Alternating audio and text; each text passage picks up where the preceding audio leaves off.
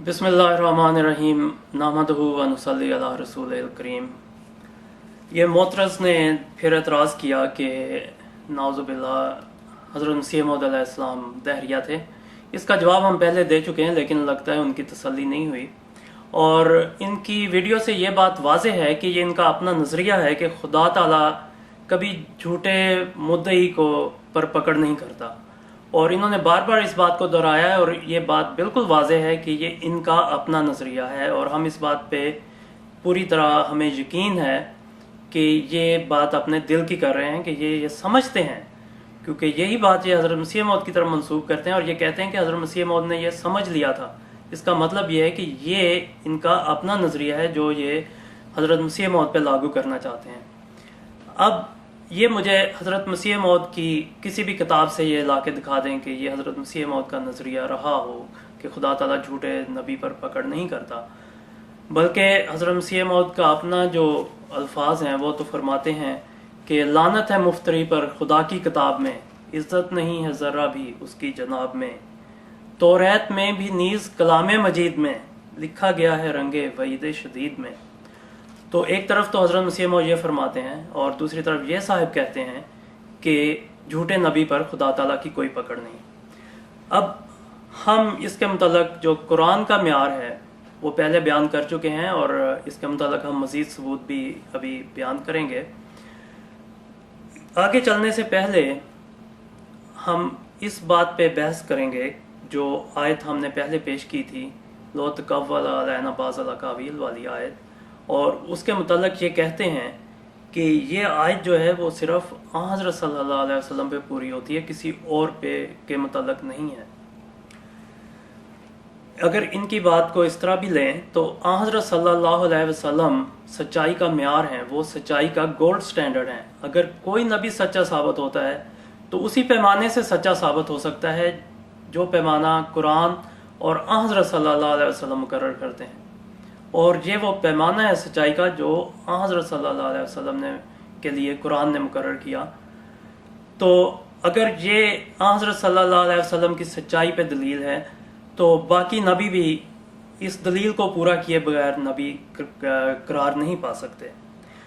अब अगर ये कहें कि नहीं ये सिर्फ हज़रत सल्लल्लाहु अलैहि वसल्लम के लिए, अगर आप इसी बात पे इसरार करते हैं तो पहले तो आप इस बात को वाज़े करें कि इस आयत की ज़रूरत फिर क्या पेश आई, जब हज़रत सल्लल्लाहु अलैहि वसल्लम जो खुदा ताला के सबसे फर्मा बरदार, सबसे करीब और सबसे सच्चे इंसान थे, उन पे खुदा ताला को क्या शक था कि वो कोई खुदा ताला पे झूठ बोले।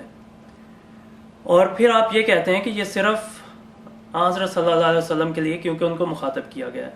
अब कुरान तो नाज़िल ही हज़रत सल्लल्लाहु अलैहि वसल्लम पे हुआ था, और कुरान में ज़्यादातर अहकाम जो हैं और ज़्यादातर जो हदायतें हैं वो हज़रत सल्लल्लाहु अलैहि वसल्लम को मुखातब करके दी गई हैं। कुरान इन मिसालों से भरा पड़ा है। मैं आपको सिर्फ एक मिसाल दूंगा। सूरह बनी इसराइल का आखिरी रुकू है जो शुरू होता है कि व कज़ा रब्बुका अल्ला ताबुदु इल्ला इय्याहु व बिल वालिदैन इहसाना। और ये ख़ास तौर पे हज़रत को मुखातब करके फरमाया गया है कि तेरा रब तुझे हुक्म देता है, यानी कि हज़रत सल्लल्लाहु अलैहि वसल्लम को, कि तू किसी की इबादत ना कर सवाए उसके, और तू वालिदैन के साथ अच्छा सलूक कर। अब इससे आप इनकार नहीं कर सकते कि ये हज़रत सल्लल्लाहु अलैहि वसल्लम को इसमें मुखातब किया गया है। अब आप ये बताएं कि क्या ये हुक्म सिर्फ हज़रत सल्लल्लाहु अलैहि वसल्लम के लिए है? उनके तो वालिदैन भी वफात पा चुके थे उस वक़्त तक।